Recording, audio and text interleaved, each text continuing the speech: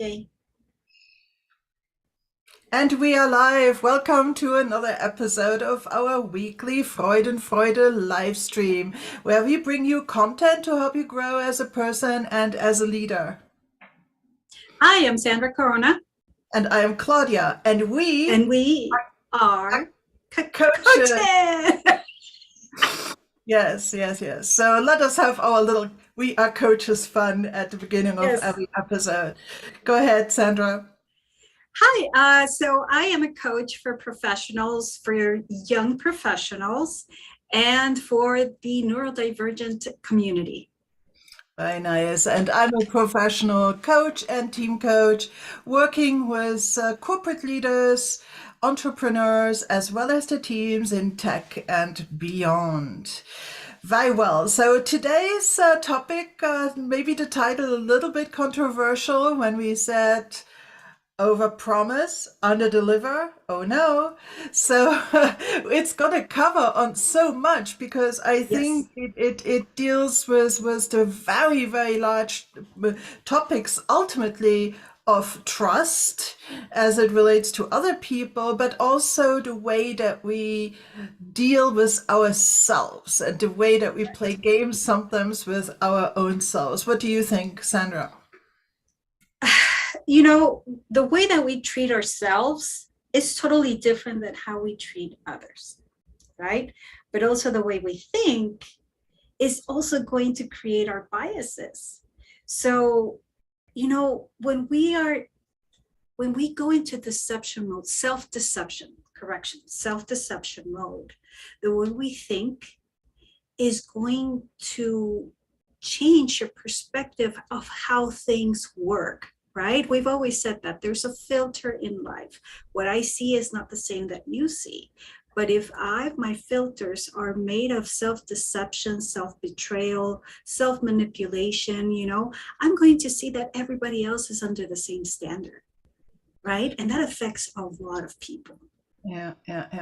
Very well said. Yes, there's reality as it is, and then there is what we believe reality to be, and we can influence these interpretations of reality quite strongly through our belief systems and our they can be quite deceptive.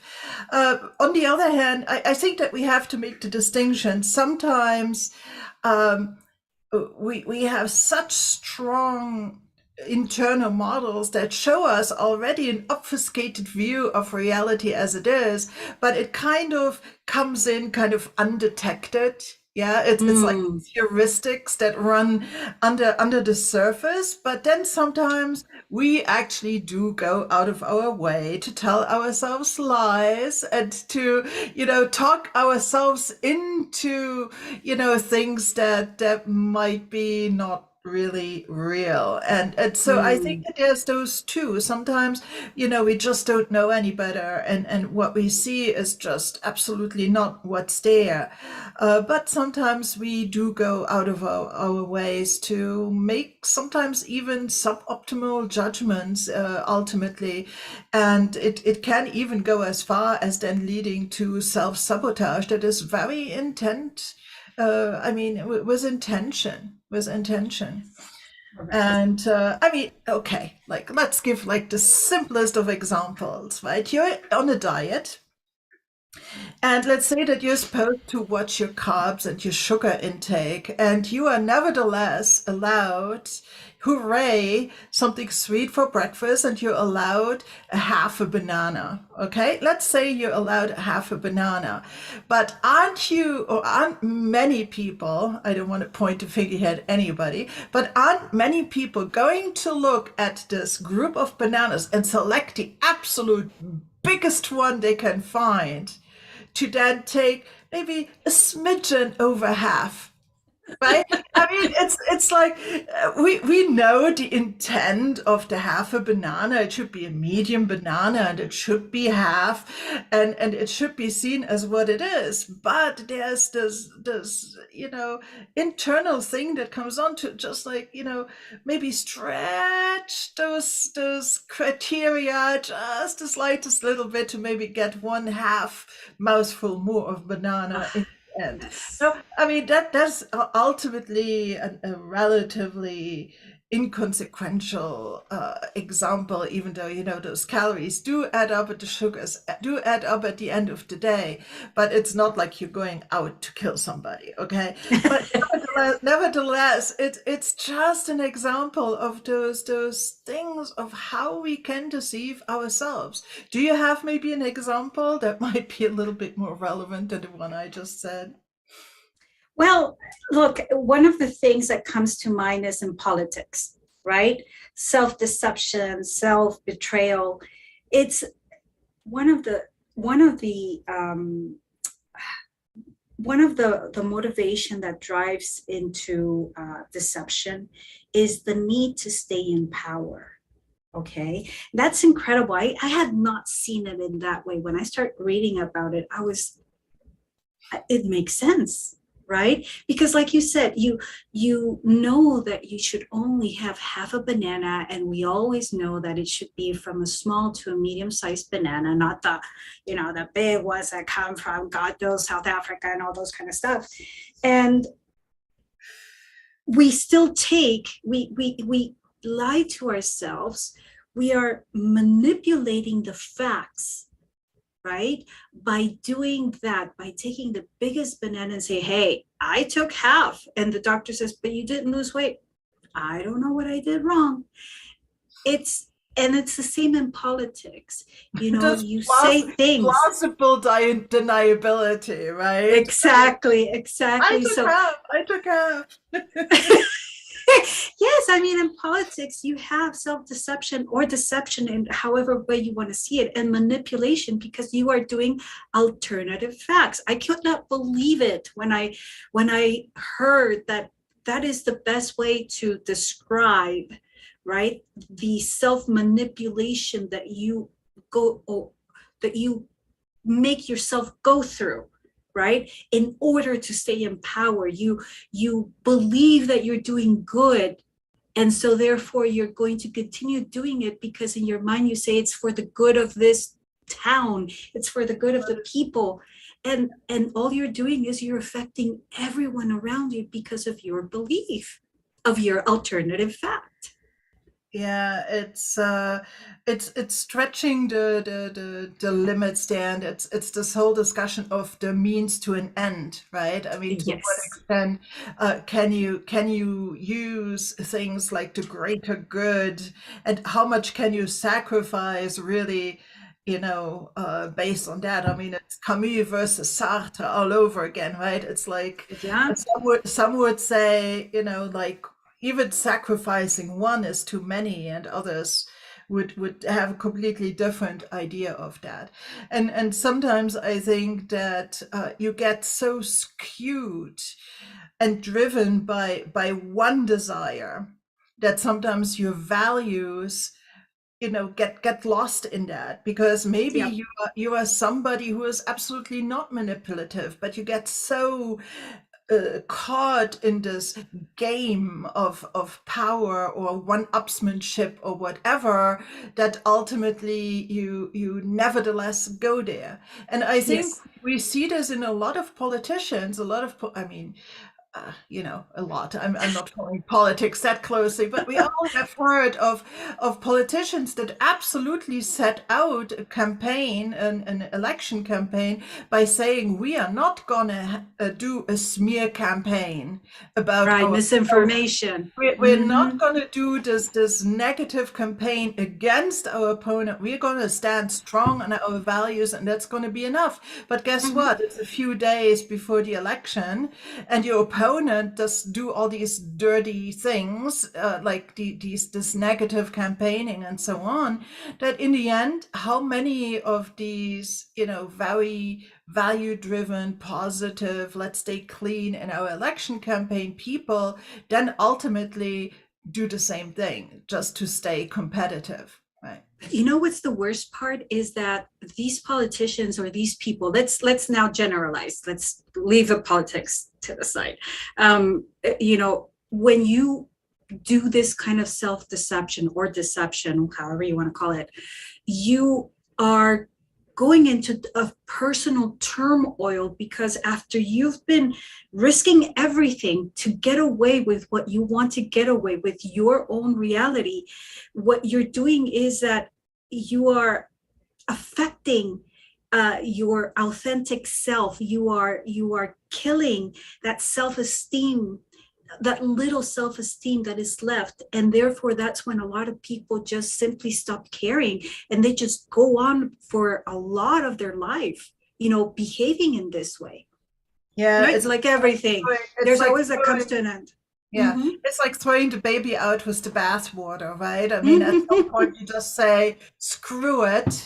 And I'm sorry to bring your very elaborate politic example back to the diet, right? But Yeah. it's like how many have then maybe even though they were not allowed, maybe allowed themselves one little indulgence, let's say one little square of chocolate or whatever, and then they say, oh, screw it, the diet is blown for today anyway. So, Yes. so I already did one little bad thing, so now let's just go all out and binge eat for the rest of the Exactly, day, right? exactly. And it only starts with one little thing, right? It just starts with one little thing. And then after that one little thing comes the next one. And then it starts mounting, mounting, mounting. And there's a tremendous amount of dissonance of reality. Yeah, yeah. So it's it's always nice to hold strong to your values, even if sometimes it does come at quite a hefty price. And we're not saying it's easy, but No. what's the alternative ultimately? Yes. Uh, Yes. so so we can definitely deceive ourselves. We can also go out and deceive others, which brings us back maybe to the topic of that we chose as the title of today's show is this overpromise and underdeliver. And I mean, we have had a lot of that. I mean, let's keep politics to the side, but let's just look at advertising. Just advertising. How many of the things that get advertised actually are not true? And the companies that do that in their advertising, in their marketing, they absolutely know that it is not true. And nevertheless, they continue spreading that just to bolster their bottom line. Yes, exactly.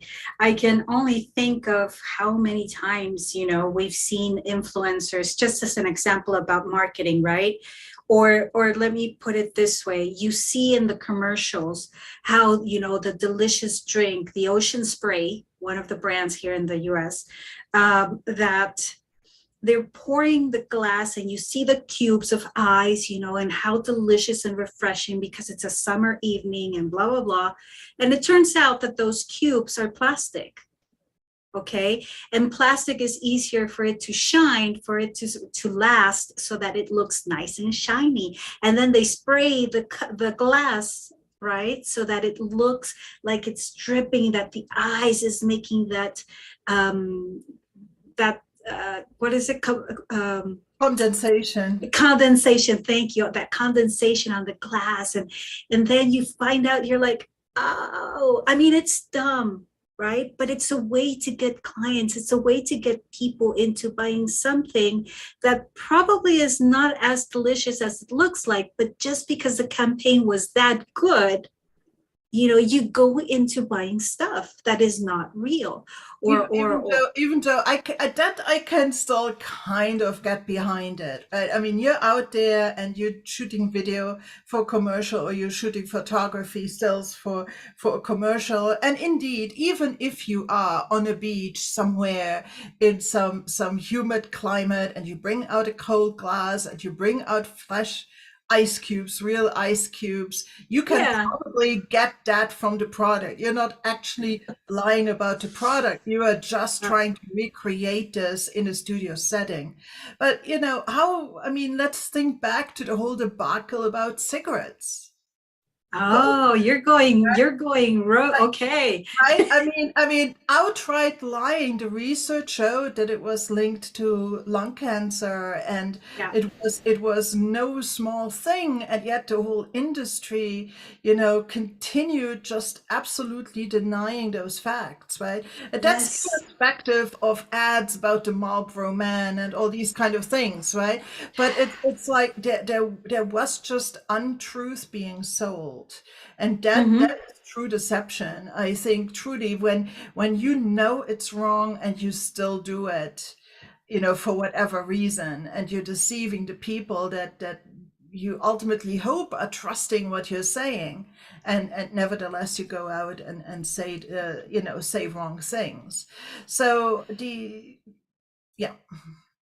No, it's just that I was thinking about a commercial that I saw, well, in magazines, in the old magazines, where they would say, even your doctor recommends Marlboro, right? Like you're saying, the industry already knew how bad it was for the people, and yet they were recommending it as if it was candy, Yeah.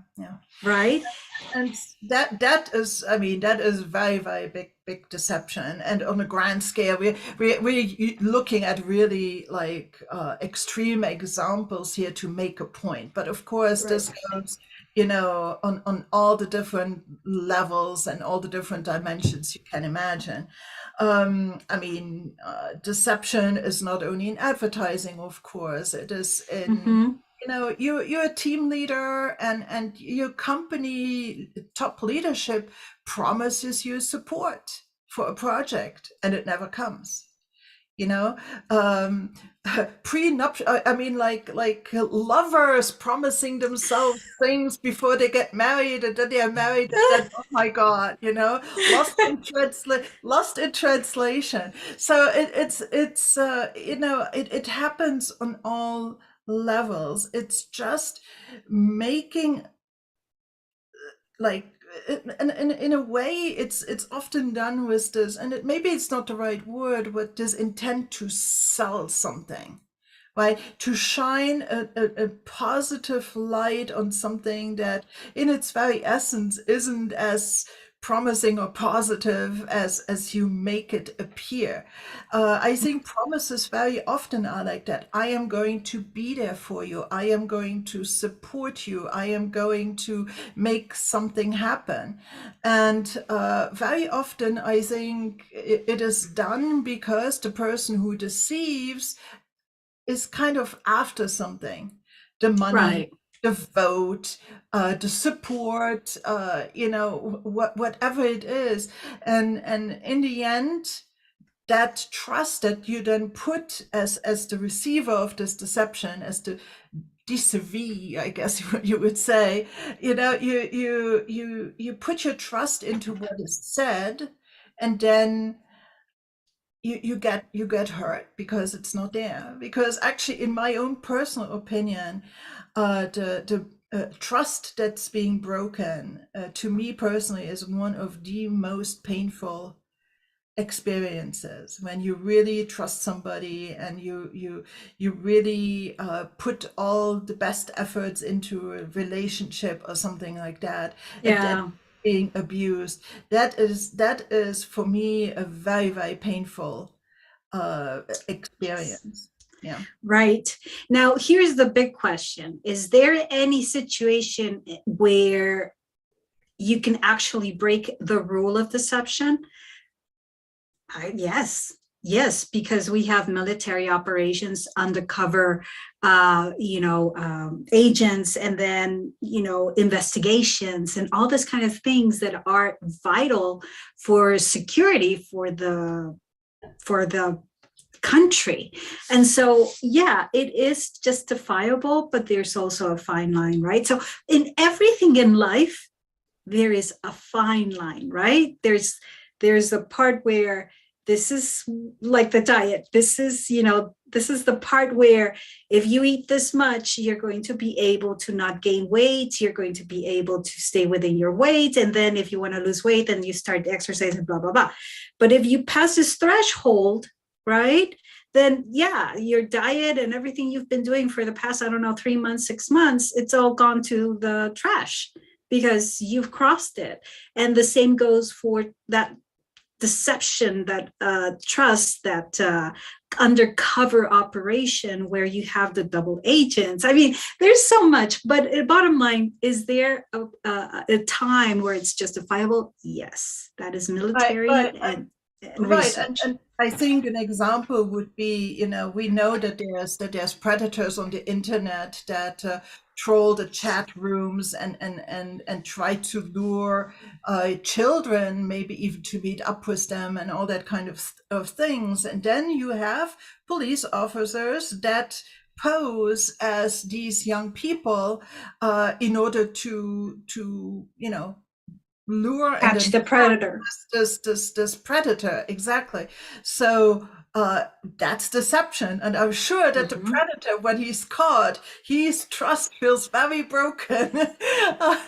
But Why but did I trust her? It's her fault. why did I trust this? Oh my goodness, should have seen Yes. this coming, right? So Yes. yeah, but it is deception nonetheless. It's just you know yeah, it fits the criteria of what we're talking about.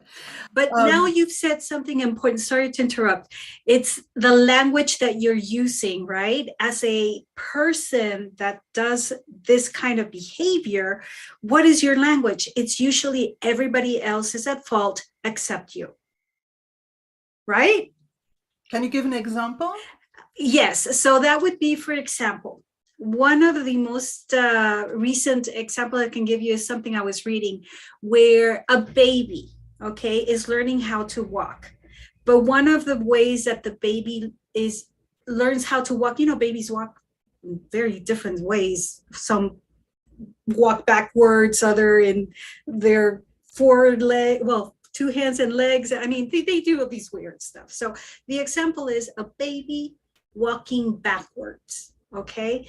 And then as the baby is walking backwards, the baby stumbles with every single furniture and the baby starts getting frustrated and they start like, what's going on? I'm doing everything I know I have to do it in order for me to be able to walk, even if it's backwards. Well, they don't rationalize as much, but you know what I mean, right? They only are doing what comes natural to them, which is continue. And so they continue and they continue. And the worst part is as they continue walking backwards without looking, something eventually is going to fall on them and they're going to hurt themselves and they're going to start crying and they're going to look at the object. Mommy's going to come and say, "What happened, baby?" And the baby's going to look at the object and point at it, saying it's the object's fault. It's not the baby's fault because the baby doesn't understand that. And so the same way is for people that are self-deceptive.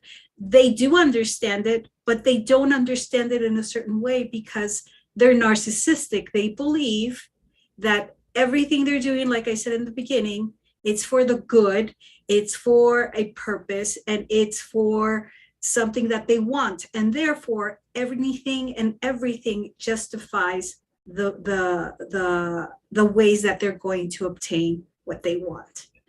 I That's what I believe meant. that there's truth to that. That there's some people that are not aware that they're deluded. I really think Yes. that is true. I mean, some Yeah. are so like it. It's like they are in the wrong film. But I nevertheless also believe that there's absolutely intentional deception. I mean, Yeah. there's Self-aware. Yeah. Very aware. Mhm. right? I mean, you cannot tell me that somebody who does phishing, like voice phishing and stuff like that, like voice phishing, that they do not know that they're actually trying to take advantage of somebody by deceiving them. They absolutely know. Right. And some even get hired to do it that naturally wouldn't ever do it. They just do it for a paycheck. And Mm. so I think that it really comes in all flavors and sizes. So Hmm. from a coaching perspective, I think that we see this. We see clients that struggle because they have been deceived. and Mm. trying to rebuild at least a modicum of trust, right? Because a lot of people, they go through life even though they have been burned on occasion, but nevertheless when they need somebody new, they give them the benefit of the doubt, and they go at a new relationship with this kind of idea that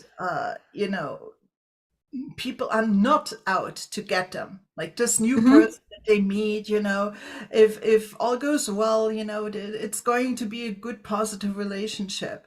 However, there are also people that have been really burned by deception, and especially voluntary long-term deception, not just a small white lie, but this whole big long con, or this scheme that they really got invested with this other person, just to realize that it was all a sham.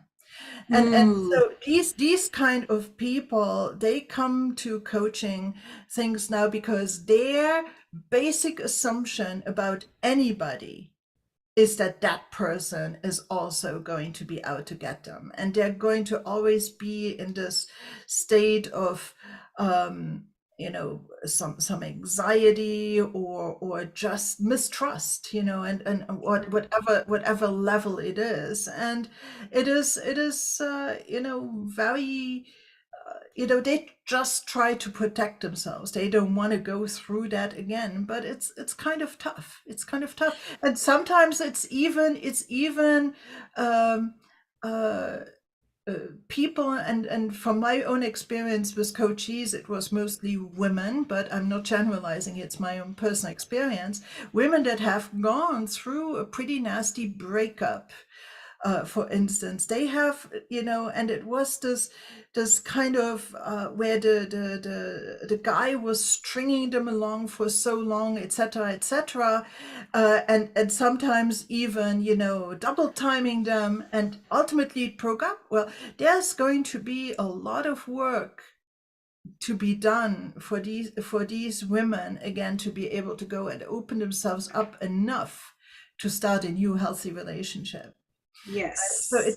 it comes in all spheres of our life, from the very, very private, to the social, to the work relationships that we have, to the relationships we have with organizations and collectives and races and ethnicities, that we feel have betrayed our trust. I'm sorry, I'm just thinking about when you said races and everything else. I committed a sin right now, and I thought about the scams that a lot of people are facing from a certain country, where they call and their names are Tom or Ted or Ed, and that's not even their names. Their names are just something else. And they want to give you a gift certificate, or you've won something, and all you need to is to give them your bank account. And I feel that overall the shams and the scammers and all these kind of stuff gives them some kind of thrill. There's this excitement, there's this thing that fills them to say, I'm going to get another one today. Because you also hear it in their voices when they're talking with the client or with the winner on the other side of the phone. I don't know if you've seen those YouTube videos, Claudia, where there's the scammers and then there's the hackers that go into the computers of the scammers, and they tell them, oh, you look good in that color. And then they're like, what? And they start realizing that they've been caught, that the guy, the person that they're supposed to be trying to scam is actually a hacker, and they've been caught, and they call the police and so on and so on. Besides that point, the point of here that I'm trying to make is that when you find these kind of people, what they do is also sometimes for the thrill, for the excitement, but it also at some point it gives them guilt, it causes them shame when they get caught, but not shame because they did something wrong for somebody, but because they got caught, right? And Yeah. so they also experience humiliation, which is being exposed. It's not the humiliation that we would feel to say, oh my God, how could I have done this, right? So their feelings are different. So they have shame, humiliation, embarrassment, and guilt, but it's all about them. It's all about how that they feel and how could they be exposed in this way, and how is that they're being made to feel guilt, right? So that is something that I wanted also to talk about. That yeah, there's some excitement behind all of this. Yeah, I'm sure because I think ultimately also because what they're after, in this case, the bank account number and money transferred and things like that, Mm-hmm. it is a big endorphin generator. I mean, it's what they're Mm, after. So of course, I think it starts just with the excitement about the money, and then I mm, think it gets associated with the excitement of actually conning somebody. And I'm absolutely sure that it's one more, and they get very very very good at what they're doing, unfortunately. And mm. especially a lot of people that are a little bit older and so on, that might not be aware of all these scams that are happening, get entrapped quite often, unfortunately. Yes, exactly. Um, so what other thing could you say in your perspective? Because if you what would be the language that a person that self-sabotages or does self-deception or deceives people, what kind of mental language do you think they have? I think that in quite a few cases, or it's something that I would really check in discussion by asking questions, would be um, if there are not some fallacies, some biases, some heuristics that are at play. Do they really, like, if we come back to this over promise and under deliver kind of thing, when Mm-hmm. they overpromised to themselves, let's even just say you make a promise to yourself that you are going to lose the weight, do that much exercise, get that much work done, and so on. When you make these promises and they turn out in hindsight later that you overpromised, right? That you made yourself a commitment that is just too much. What made you um, promise that much at that moment? And sometimes you might be literally out and saying, yeah, I'm going to do that, and if it doesn't work out, I'm going to hire somebody. And it was just a roundabout way about um, giving yourself permission maybe to hire somebody or whatever. It's a roundabout self-manipulative way of creating other criteria or another environment that allows you a certain result. But oftentimes, nevertheless, you might have assumed a certain level of competence in yourself that might not be there. Get You out might of my head. might have under assessed the work that's already on your plate. You might not have been aware of the actual level of mental energy that you need to complete the project, and so on. So even though you might have over delivered, I think what's really important to see is the intention behind it. Mm-hmm, mm-hmm. Okay, because you Yep. might just not have known, you might have made a wrong assessment, and there was no malicious intent behind it to either Yeah. deceive yourself or others. It was just you measured wrong or you assessed wrong. And Right. then, of course, if you over promise like that and you stretch yourself too thin, you're gonna under deliver. It's very very clear because you just can't do it, which is Right. very different, I think, from over promising with bad intent, meaning Mm-hmm. know when you make the promise that you're not going to be able to reach this. You just know. And so you do it anyway, and usually there's a payoff. And I Mhm. think that in all sabotage, self-sabotage, in all self-deceit, in whatever flavor it comes with ultimately, it's always kind of important to understand what the payoff is. What are you getting by doing this thing? Mhm. Because obviously the pain of not, or the payoff of getting what they are truly after, or the um, that what they get, sorry, That's fine. what they get from doing it outweighs the pain of making a promise that ultimately will be broken. Mm. Because you Mhm. might even not really like making these promises that get broken. But if you weigh a broken promise with the payoff that you're getting from it, the payoff is larger. That's why you're doing it. And so it's like, I think you have to look at the context of the promise. What was the intent behind it? How did you reach the conclusion to make this promise? But then also Mhm. the payoff later. What were you really after? And sometimes what clients are really after, maybe they're not even so clear about themselves. Mhm.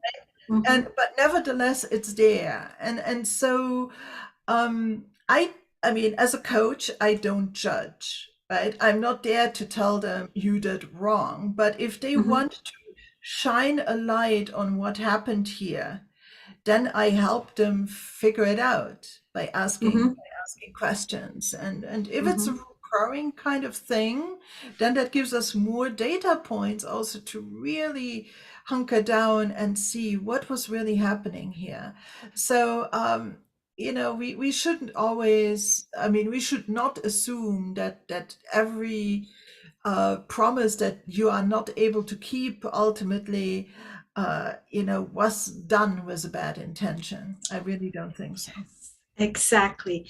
The reason why I said get out of my head is because I was thinking exactly the same thing, that it is not, I think there is a desire to look good, to be liked. There's a desire to deliver. There's a desire to uh, perform. And then there's a desire to be recognized. And I think here comes also a little bit of the thrill for some people to say, I'm going to I'm going to say that I can deliver it in this certain time, and then I'm going to see if I can deliver it. The problem is that, like you said, they're not trying to do it with bad intentions. And I also think that a lot of it can also be due to misinterpretation or misinformation, right? Misinformation in a way that what they understood is different than what the message was. What they understood is different than what their boss wants them to deliver, Right. right? So that can also be miscommunication. That can also be the reason why they underdeliver, despite of them trying their best and trying to get recognized and liked and, get a good score or whatever you want to call it. That's why I thought about that, because you're right. How many times I remember that I when I started one particular job, I felt like I was going to come in and save the department, right? And I thought I'm going to show them that how global mobility is done and this and that. But I was used to being very independent. And the point is that I promised them that I could uh, help them with the contracts, write policies, do the training for the expats. Oh, sorry, be in charge of a corporate office that was left without a global mobility manager, I would be traveling to Connecticut and then come back. And so I think I put too much on my plate. Mhm. And I didn't realize I was really wanting to outperform myself. I really wanted to be liked for doing a good job. And I messed it up because I put too much on my plate. That's what I mentioned earlier. You just weren't able to assess and truly understand what was involved in this kind of thing. And then, frankly, also context change, right? I mean, you might make the decision today with all the best kind of the best state of your knowledge with having done Yeah. due diligence and stuff like that, and then tomorrow stuff changes, right? Mm-hmm. And you're not able to do the things you wanted to do in the way you had planned them. Again, you're going to under deliver, right? Yes. And so I think we should always check on intent. I think that's probably the biggest thing to always check there, and to allow for human error as well, and not just let's not assume that everything is always done just to spite us. Sometimes people try their level best and are not able to necessarily do that. Again, if it's from the get-go that they were out to deceive you, you got caught. Thank you very much. And I think that's just the way it is. I think that it, we talked a lot about those that deceive, and or even deception you do to yourself. But let's circle back maybe one more time to just the absolute pain and aftermath of having been deceived, right? So whether or not the person really set out to deceive you or not, you are left with broken trust, and that again is a very painful state of affairs. Have you Mm-hmm. ever experienced something like that? Oh, so many times. Um, I think one that I can talk about is friendships, right? You believe that somebody is a good person and they turn out to be, well, not so transparent, right? And I've even asked myself, is it my filter? Am I believing something, or am I seeing something and something is blocking me from seeing the truth? Or I've already fallen into some kind of belief that's not allowing me to give the person the chance to prove me otherwise. And I open my heart, let's put it this way, to say, okay, we'll give it another try. And no, yeah, it pretty much is the same thing. And, you know, friendships, love is the same. You say you're going to do something and you end up not doing it. And it breaks everybody's heart. It breaks everybody's heart except for the person that is hurting the other person, right? Because their heart is not in the right place. Their heart is not in the same place as yours. So you feel the deception. You start going through all the emotions, right? The Kubler-Ross model, where you start doubting and you start negotiating, and you're thinking, like I did. I was thinking maybe it's me, and then you would get mad, and then I cried. Actually, I Get cried. mad, you get sad, yeah, exactly, yeah. So there's all these things, and I mean that's a friendship. So imagine how it would be for me when it was about a intimate relationship. It was really bad. So yeah, I've experienced a lot. How about you, Claudia? Well, I think we all have things like that that happen, or just, people that we had or we thought we had a good relationship was all of a sudden gaslighting you, right? And just Yeah. dropping off the face of the earth, and you have no idea why. And any kind of attempt to reopen communication is just being shut down. You just wonder, like, Mm. what's happening there. But maybe one thing also is when we try to understand the other person, which I think for many of us is nevertheless something we try to do, because we want to bring some thing like that to the table. It's that sometimes, even though things are spelled out, there can be cultural Mhm. changes in what it means in interpretation. And we can Mm. even think about it in a professional setting, right? Deliverable of XYZ. Well, what does that really mean? Maybe for the person from, I don't know, I'm just picking out of thin air, Germany, delivery of XYZ might mean this. And when he reads that line in the contract, it means this. And for another person from a completely different side of the world, and I'm not picking sides here, but India or whatever, or France for that matter, doesn't need to be that No. far apart. It can mean something completely different.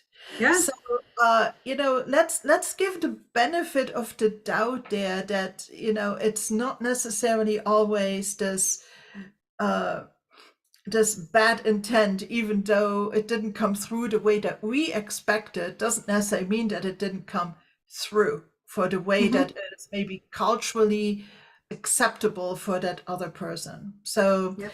it's trying to kind of leave the benefit of the doubt there is always good. And always check the intent. I really think we circle around that one big concept, that whether or not it's truly deception or self-deception comes always with the big question, like, what was the intention? Was it really done Mhm. with a negative goal, or was it done with the best of all intentions, again, to use the word? Correct. Yeah. Correct. Would that sum it up kind of nicely for you? I think so, Claudia. You said it perfectly well. Right.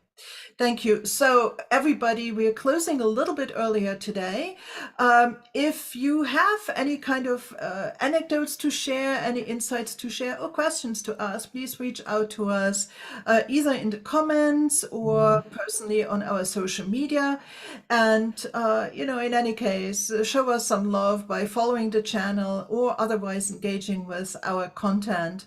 And Yes. we thank you so much that you were here today. We hope you found something interesting and of value in this discussion. And we will be back with much more Yes. starting next week. Thank you, everybody. Yes. Thank you, Claudia. Thank you, Bye everybody. Bye bye. bye.